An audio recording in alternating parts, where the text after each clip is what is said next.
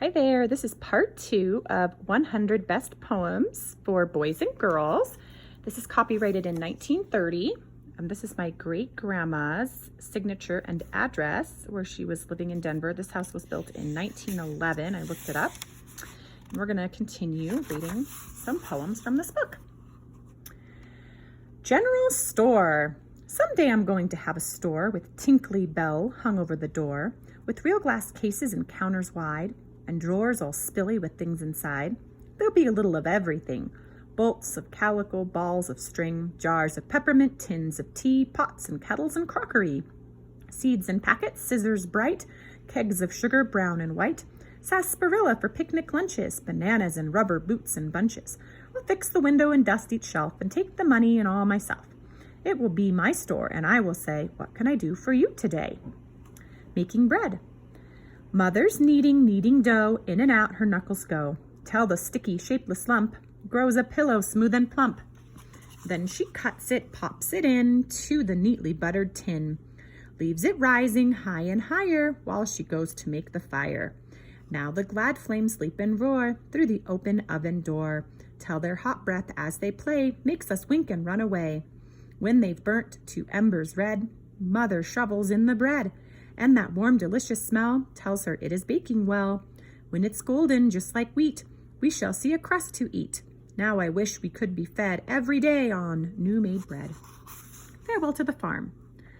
The coach is at the door at last, the eager children mounting fast, and kissing hands in chorus sing goodbye, goodbye to everything. To house and garden, field and lawn, the meadow gates we swang along. To pump and stable, tree and swing, goodbye, goodbye to everything. And fare you well for evermore, O ladder at the hayloft door, O hayloft where the cobwebs cling, goodbye, goodbye to everything. Crack goes the whip and off we go, the trees and houses smaller grow. Last round the woody turn we swing, goodbye, goodbye to everything. The duck. If I were in a fairy tale and it were my good luck to have a wish, I'd choose to be a lovely snow white duck. When she puffs off into the pond and leaves me on the brink, she wags her stumpy tail at me and gives a saucy wink, which says, as plain as words could say, I'm safe as safe can be. Stay there or you will drown yourself. The pond was made for me. She goes a-sailing to and fro, just like a fishing boat, and steers the paddles all herself and never wets her coat. Then on the water, upside down, I've often seen her stand, more neatly than the little boys who do it on the land. And best of all, her children are the ducklings, bright as gold, who swim above the pond with her and do as they are told. The horse. A sparrow hopped about the street, and he was not a bit afraid. He flew between a horse's feet and ate his supper undismayed.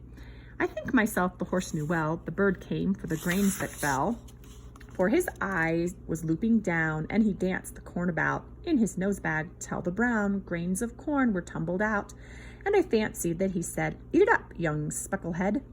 The driver then came back again. He climbed into the heavy dray, and he tightened up the reins, cracked his whip and drove away. But when the horse's ribs were hit, the sparrow did not care a bit. Little. I am the sister of him, and he is my brother. He is too little for us to talk to each other. So every morning I show him my doll and my book, but every morning he still is too little to look. Serious omission.